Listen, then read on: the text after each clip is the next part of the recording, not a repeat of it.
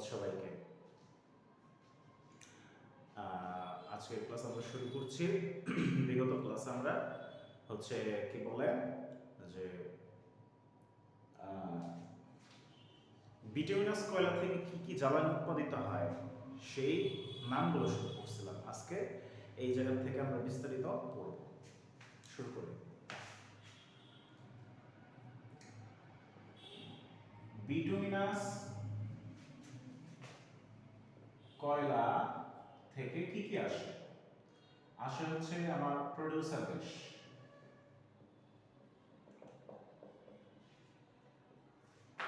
তারপর আসে হচ্ছে ওয়াটার গ্যাস,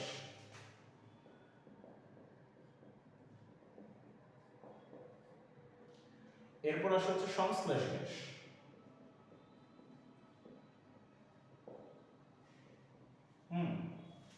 এরপরে কি কি আসে?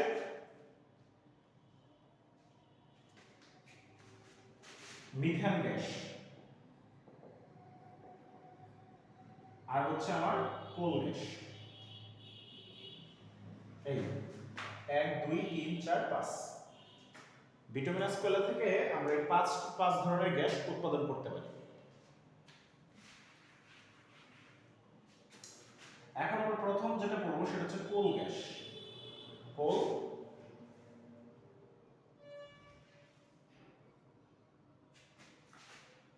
কোল গ্যাস পড়বো।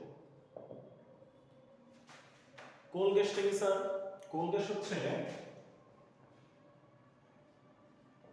বিটুমিনাস কয়লাকে বুঝতে হবে, বিটুমিনাস কয়লাকে প্রায় হচ্ছে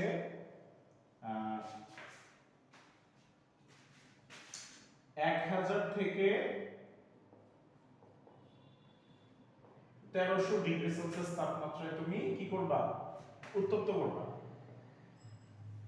উত্তপ্ত করলে এখানে হচ্ছে কিছু তরল পাওয়া যাবে, তরল, আর হচ্ছে গ্যাস মিশ্রণ পাওয়া যাবে, গ্যাস মিশ্রণ। ক্লিয়ার? তরলটা কিসের? ওই যে উদ্দেয়ী পদার্থগুলো থাকে না, দূষকগুলা, সেই সব উদ্দেয়ী পদার্থগুলা বা যৌগগুলা হচ্ছে ঘনীভূত হয়ে এত তাপমাত্রায়, উচ্চ তাপমাত্রায় ঘনীভূত হয়ে তরলে পরিণত হয়। তাহলে এটাকে আমরা লিখতে পারি যে সকল উদ্দায়ী যৌগসমূহের ঘনীভবনকৃত। ক্লিয়ার? আচ্ছা, আর গ্যাস মিশ্রণে কি আসতে পারি? গ্যাস মিশ্রণে যেটা উৎপন্ন হচ্ছে সেটা হচ্ছে, ভালো করে দেখতে হবে, কার্বন সালফাইড। ক্লিয়ার? আর হচ্ছে আমার থাকবে এখানে হাইড্রোজেন সায়ানাইড গ্যাস।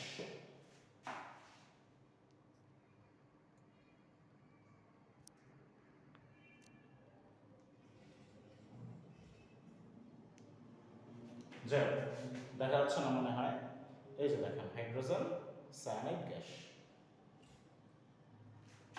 ঠিক আছে, এখন বিটুমিনাস কয়লা থেকে আমরা কি পাইছি? তরল পাইছি, সব ধরনের যত ভেজাল যে উদ্দেয়ী যৌগগুলো আছে সেগুলো। এগুলোকে আমরা কি করব? তরলটাকে ফেলে দিব নিচ দিয়ে। আচ্ছা, এই যে প্রক্রিয়াটার নাম, এখানে যে প্রক্রিয়াটা হয় সেটাকে বলে অন্তর্ধূমপাতন। অন্তর্ধূমপাতন। পাতন জিনিসটা কি? আপনি একটা গ্যাসকে কি করবেন? একটা মিশ্রণকে উচ্চ তাপমাত্রায় উত্তপ্ত করবেন, তাহলে সবগুলা বাষ্পীভূত হবে, আর যেসব যৌগগুলা ঘনীভূত হয়ে তরলে পরিণত হয় তারা তরলে পরিণত হবে। এরপর আপনি গ্যাসটা মানে বাষ্প পরিণত হলে ওই বাষ্পটাকে গিয়ে আপনি শীতলীকরণ যন্ত্রটাকে আবার পুনরায় ঠান্ডা করবেন। ঠান্ডা করলে সেটা কি হবে? অটোমেটিক আবার তরলে পরিণত হবে। সেই তরলটা হবে বিশুদ্ধ, মানে ভেজাল মুক্ত, কারণ ভেজালগুলো পড়ে আছে নিচে। এটাকে বলে পাতন। আর অন্তর্ধূমপাতন জিনিস কি, এটা আমরা আসতেছি। এতটুকু তো আমার মনে হয় তোলা হয়েছে সবার বা বোঝা হয়েছে।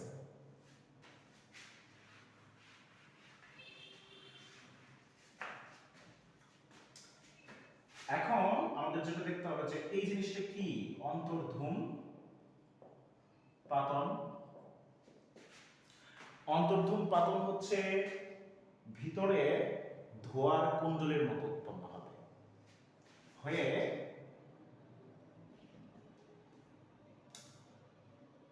বড় বড় যে যৌগগুলো আছে, বড় মিশ্রণ, দ্যাট মিন্স কঠিন থেকে, কঠিনের যে বৃহৎ মিশ্রণগুলো আছে সেগুলো হচ্ছে ভেঙে একদম টুকরো টুকরো টুকরো টুকরো বা ছোট ছোট তরলে পরিণত হবে, তরলে পরিণত হবে। এই প্রক্রিয়াটা অত্যন্ত উচ্চ তাপমাত্রায় হয়, ওই যে দেখলাম 1000 থেকে 1300 ডিগ্রি সেলসিয়াস তাপমাত্রায়। এর জন্য তাকে বলা হয়েছে অন্তর্ধূম পাতন।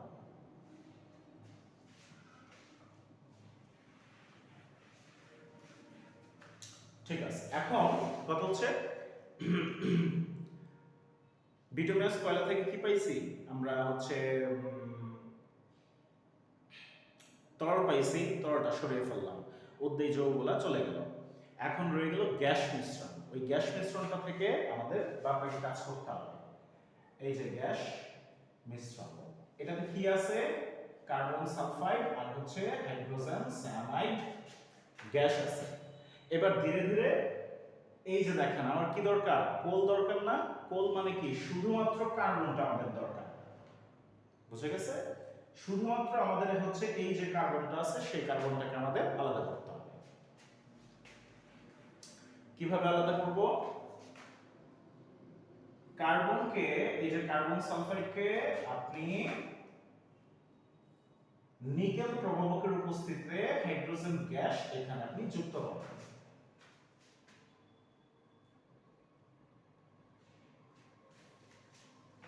নিকেল উত্তপ্ত, নিকেলটা থাকবে হচ্ছে উত্তপ্ত। উত্তপ্ত নিকেল প্রভাবকের উপর দিয়ে কার্বন ডাই সালফাইড যে গ্যাসটা আছে ওই গ্যাসটার মধ্যে আপনি কি করবেন? হাইড্রোজেন গ্যাস যোগ করে দেবেন। দিলে কি হবে? হাইড্রোজেনটা সালফারকে নিয়ে চলে যাবে। ক্লিয়ার? কি কি উৎপন্ন হবে? H2S, 2 মোল হাইড্রোজেন সালফাইড গ্যাস উৎপন্ন হবে। এই যে দেখেন আমার কার্বনটা আলাদা হয়ে গেছে, আর এখানে কি পড়ে থাকবে? আমার শুধুমাত্র কার্বন পড়ে থাকবে। বুঝা গেছে? আচ্ছা, এখন হাইড্রোজেন সালফাইড গ্যাসও কি দূষক না? দূষক। তাহলে এবার হাইড্রোজেন সালফাইড গ্যাসটাকে কি করতে হবে? সরিয়ে ফেলতে হবে। সরিয়ে ফেলতে হবে। কিভাবে সরিয়ে ফেলবো? হাইড্রোজেন সালফাইড গ্যাসটাকে আমরা হচ্ছে এই যে Fe2O3 ফেরিক অক্সাইড এটা দিয়ে দেব। ফেরিক অক্সাইড করবে কি? এই হাইড্রোজেন সালফাইড গ্যাসটাকে শুষে নেবে, সরিয়ে দেবে। তাহলে আমার ওই মিশ্রণ থেকে কার্বনটা রয়ে গেল শুধুমাত্র, যেটা আমাদের দরকার। এখন কিভাবে শুষে নেবে? একটা রিঅ্যাকশন তো হবে, দেখবো আমরা। এই যে এখানে আয়রন করবে কি? সালফারকে নিয়ে চলে যাবে। ক্লিয়ার? একটু ভালো করে আমরা যদি খেয়াল করি তাহলে কি হবে? এখানে দেখেন H2S, একটা সালফারের যার মান -2 আর একটা হাইড্রোজেনের যার মান +1, দুটোর জন্য +2। এই যে এখানে কি হবে? O3, তার মানে হচ্ছে একটা অক্সিজেন যদি দুইটা গ্রহণ করে -2 যার মান হয় তাহলে তিনটার জন্য -6, আর আমার এখানে হবে দুইটার জন্য কি হবে?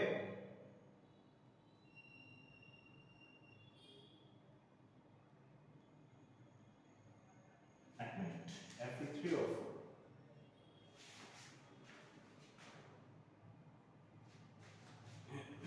আচ্ছা, শূন্য করতে গেলে +6 লাগবে। তার মানে দুটো আয়রনের জন্য কত? +6, একটার জন্য +3।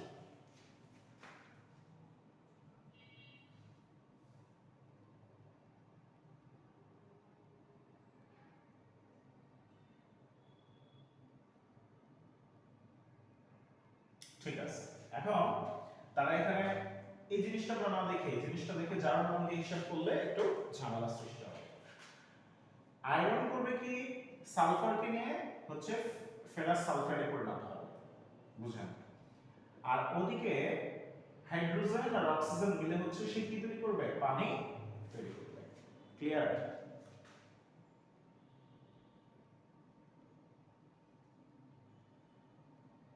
সমতা করা লাগবে, একটু চেষ্টা করি আমরা। যেহেতু 3টা অক্সিজেন আছে তার মানে এখানে আমাদের কি দেওয়া লাগবে, 3 দেওয়া লাগবে। তাহলে আমার হাইড্রোজেন চলে আসে 6টা। এখন যদি 6টা চলে আসে তাহলে এখানে কি করতে হবে, আমার অবশ্যই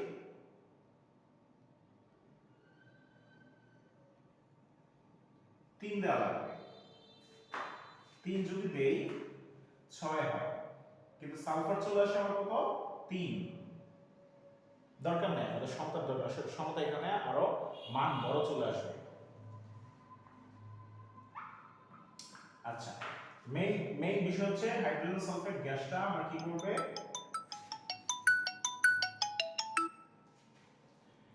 ফেরিক অক্সাইড কি করবে, তাকে শুষে নেবে। কিভাবে শুষে নেবে, এই ফেরিক আয়নটা সালফারের সাথে মিলে ফেরিক সালফেটে পরিণত হবে, আর হাইড্রোজেন অক্সাইড মিলে কি হবে, পানিতে পরিণত হবে। আমার হচ্ছে এই দুর্গন্ধযুক্ত যে দূষক গ্যাসটা আছে সেটা সরে গেল। ঠিক আছে, এখন আর কি রয়েছে, হাইড্রোজেন সায়ানাইড রয়েছে। এই যে হাইড্রোজেন আমার সায়ানাইড গ্যাসটা আছে, এটাতে আমি কি করব, একটা সবল ঘাত দিব সোডিয়াম হাইড্রোক্সাইড। দিলে পরে কি হবে, সোডিয়াম সায়ানাইডকে নিয়ে সোডিয়াম সায়ানাইড যৌগ গঠন করবে, আর হচ্ছে হাইড্রোজেন আর হাইড্রোক্সাইডকে নিয়ে কি তৈরি করবে, পানি তৈরি করবে।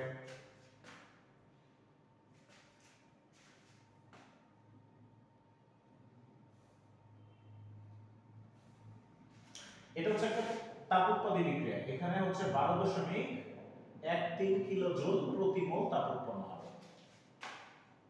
তাহলে আমার হাইড্রোজেন সায়ানাইড গ্যাসটা কি হলো, চলে গেল, দূর হয়ে গেল। অথবা আরেক ভাবে আমরা করতে পারি, কিরকম, হাইড্রোজেন সায়ানাইডকে আমরা ফেরাস সালফেট দ্রবণে দ্রবীভূত করতে পারি। দ্রবীভূত করলে ফেরাস কি করবে, Fe তারপরে Cn আমরা হচ্ছে যৌগ গঠন করবে, মানে ফেরাস সায়ানাইড সে এই যে যৌগ গঠন করলো। আর হইছে আমার এখানে কি হবে, যদি তুমি 2 দাও তাহলে এই যে দুইটা হাইড্রোজেন একটা সালফেট, তার মানে হচ্ছে সালফিউরিক অ্যাসিড তৈরি করবে। হাইড্রোজেন সায়ানাইড দূর হয়ে গেল। তাহলে বিষয়টা কি দাঁড়াচ্ছে, বিষয়টা দাঁড়াচ্ছে যে গ্যাস মিশ্রণে কি আছে, গ্যাস মিশ্রণে আছে আমার কার্বন সালফাইড আর হচ্ছে হাইড্রোজেন সায়ানাইড গ্যাস আছে। এর মধ্যে কার্বন সালফাইড দূর হয়ে গেল, হাইড্রোজেন সায়ানাইড কি হলো, দূর হয়ে গেল। তা আর হচ্ছে শুধুমাত্র কি রয়ে গেছে, শুধুমাত্র হচ্ছে এই যে কার্বনটা রয়ে গেছে। ক্লিয়ার, তার মানে এখান থেকে আমরা কি পাইছি, এই যে কার্বনের গ্যাস পেয়ে গেছি, কার্বনের গ্যাস। এটাই হচ্ছে আমার মূলত কোল গ্যাস। ক্লিয়ার, আর কার্বন গ্যাস উৎপন্ন হওয়ার সাথে সাথে ওই হচ্ছে আমার যে পাত্রে আমি বিক্রিয়াটা করি সেখানে হচ্ছে এরকম কালো কালো গুড়া পড়ে থাকে, কালো কালো হচ্ছে গুড়া পড়ে থাকে। এই গুড়াটা কাদের, কার্বনের এই গুড়া পড়ে থাকে, কালো কালো কার্বনের গুড়া, সরি কালো কালো গুড়া কার্বনের। ঠিক আছে, তো এই যে এটাকে আমরা বলবো কোক কার্বন, কোক কার্বন, অর্থাৎ তলানিতে আমরা কোক কার্বনের দানা পড়ে রইলো, আর হচ্ছে আমরা কার্বনের একদম কোল গ্যাস পেয়ে গেছি। পরিষ্কার, এখন আমরা কি দেখবো যে এই যে বিক্রিয়াটা হয়, এই যে আমরা বললাম অন্তর্ধূম পাতন হয়, অন্তর্ধূম যে পাতনটা হয় সেটা কোথায় হয়, যে পাত্রটাতে হয় সেটাকে বলে হচ্ছে রিটর্ট, রিটর্ট অথবা বক যন্ত্র। রিটর্ট হচ্ছে আপনার এরকম টাইপের, এই যে এরকম টাইপের, এরকম স্তর স্তর থাকে, এরকম স্তর, এরকম বিভিন্ন হচ্ছে স্তর স্তর হচ্ছে গেট থাকে বা প্রকোষ্ঠ থাকে, সেগুলো হচ্ছে আমরা একটু ওই গুগলে বা ইউটিউবে দেখে নেব ছবিটা কেমন। ঠিক আছে, এখন কোল গ্যাসের মধ্যে কি কি আছে, আরো কিছু উপাদান আছে যেগুলো আমাদের জন্য প্রয়োজনীয়, ক্ষতিকর না। কি কি থাকতে পারে, অর্থাৎ কোল গ্যাসের মধ্যে এক্সট্রা উপাদান, এক্সট্রা উপাদান কি কি, ধরো কার্বন মনোক্সাইড গ্যাস থাকলো, তারপরে ধরো হাইড্রোজেন গ্যাস থাকলো,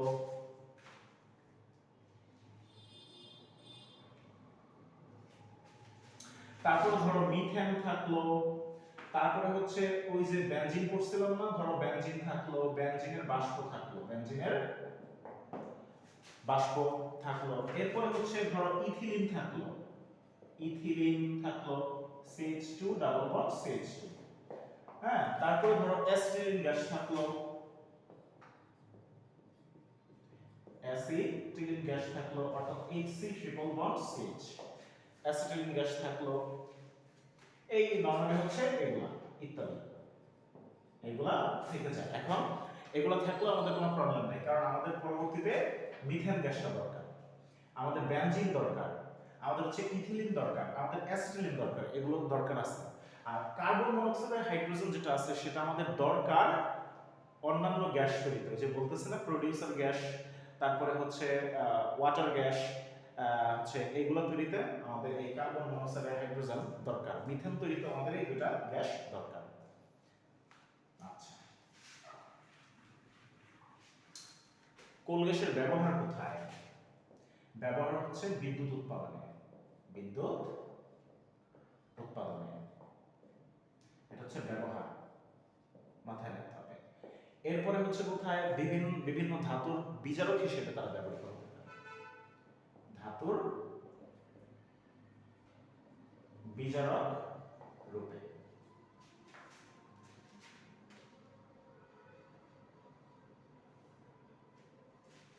আচ্ছা, আর কি কি হতে পারে? বিভিন্ন শহরে আলো উৎপাদন করতে গেলে তারা হচ্ছে কোল গ্যাস ব্যবহার করে আলো উৎপাদন করার জন্য, তার মানে হচ্ছে আলো উৎপাদক হিসেবে, আলোর উৎপাদক হিসেবে, উৎপাদক হিসেবে ব্যবহৃত হয়। এই তিন কাজে হচ্ছে কোল গ্যাস আমাদের কি হয়? ব্যবহৃত হয়।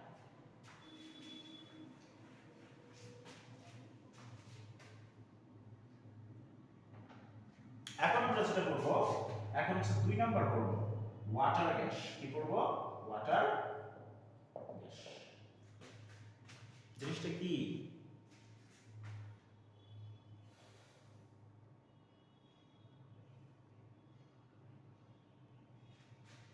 আচ্ছা, বলতেছে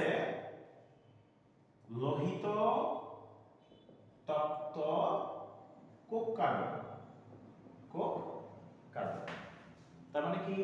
নিশ্চয়ই কার্বনের কঠিন একদম লাল টকটকে হয়ে আছে, এর উপর দিয়ে হচ্ছে আমরা কি করব? প্রায় 1400 ডিগ্রি সেলসিয়াস তাপমাত্রায় উত্তপ্ত জলীয় বাষ্প আছে না, এই জলীয় বাষ্প চালনা করব, স্টিম, STEAM, স্টিম চালনা করব। চালনা করলে কি আসবে আমাদের?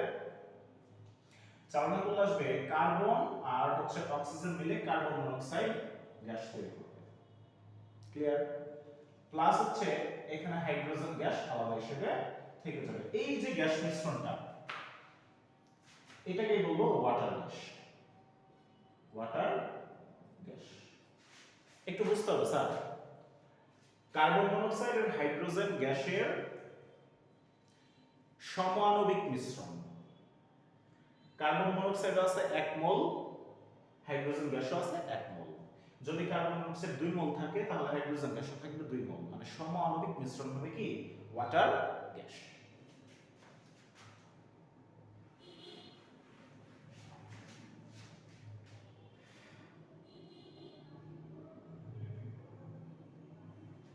আচ্ছা, এখন ওয়াটার গ্যাসের মধ্যে আবার এক্সট্রা কি কি থাকে? এক্সট্রা এলিমেন্টস, এক্সট্রা এলিমেন্টস থাকতে পারে হচ্ছে কার্বন ডাই অক্সাইড থাকতে পারে কিছু পরিমাণ, তারপরে মিথেন গ্যাস থাকতে পারে কিছু পরিমাণ, আর হচ্ছে নাইট্রোজেন গ্যাস থাকতে পারে স্বল্প পরিমাণ, ঠিক আছে? আচ্ছা, এবার আসো, সেটা কালার দেয়, কালার টেস্ট হয় তার মানে এটা কি? এটাই তো আমার হচ্ছে মূলত ওয়াটার গ্যাস। এর মধ্যে যে হাইড্রোজেন আছে না, হাইড্রোজেনটা হচ্ছে কি আপনার, হাইড্রোজেন গ্যাসটা হচ্ছে নীল শিখা সহ জ্বলে, নীল শিখা সহ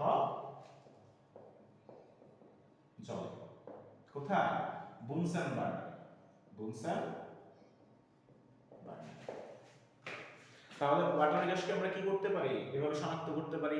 ওয়াটার গ্যাসটা উৎপন্ন করার পর হাইড্রোজেন গ্যাসটা যদি নীল শিখা নিয়ে জ্বলতে থাকে, তাহলে তখন আমরা সেটাকে আমরা কি এই সেখানে কি নিশ্চিত হবো যে ওখানে হচ্ছে ওয়াটার গ্যাস উৎপন্ন হয়েছে।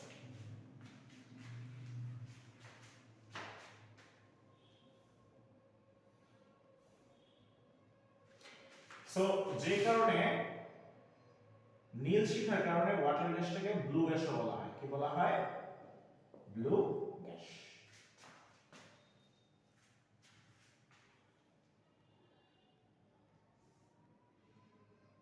আচ্ছা, এখন আমরা এটা ব্যবহার করব। এটা হচ্ছে ইউজেস। ইউজেস করব। ইউজেসটা কোথায় স্যার? ইউজেসটা হচ্ছে আপনার বৈদ্যুতিক চুল্লি আছে না, বৈদ্যুতিক চুল্লির জ্বালানি হিসেবে ব্যবহার করা হয়। জ্বালানি হিসেবে। তারপরে কি একটা কমন কাজ আছে ধাতুর বিজারক হিসেবে। ধাতু সমূহের বিজারক হিসেবে। আরেকটা কি কাজ আছে? আরেকটা হচ্ছে মিথেন গ্যাস, আর হচ্ছে মিথানল প্রস্তুতিতে ওয়াটার গ্যাস ব্যবহৃত হয়। অর্থাৎ মিথেন ও মিথানল CH3OH, এটার নাম হচ্ছে কি মিথানল উৎপাদনে কি হয়? ব্যবহৃত হয়।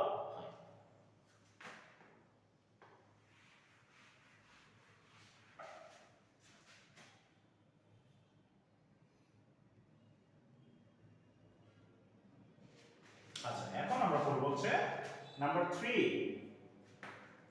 বুঝতে পারছি?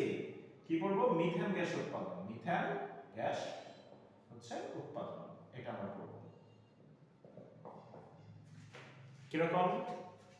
প্রথমেই যেটা বলতেছি, আমার লোহিত তত্ত্ব কোককে, কোকের মধ্যে কি হবে? আমরা হচ্ছে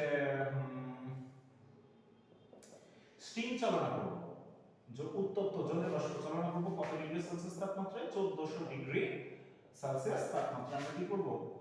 চালনা করব। চালনা করলে হচ্ছে কার্বন মনোক্সাইড গ্যাস আর হচ্ছে আমার হাইড্রোজেন গ্যাস উৎপন্ন হবে। দ্যাট মিন্স ওয়াটার গ্যাস তৈরি হয়েছে।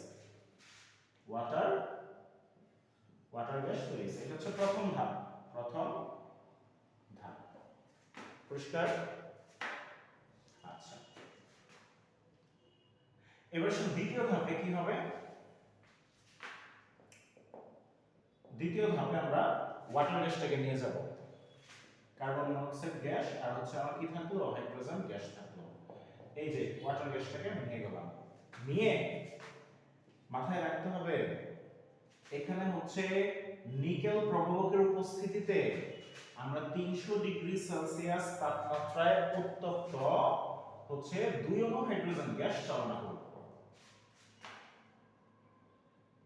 চালনা করলে পরে সেখান থেকে হচ্ছে কার্বনটা 4টা হাইড্রোজেনকে নিয়ে সে হচ্ছে 1 মোল মিথেন গ্যাসে পরিণত হবে। তারপরে কি হবে?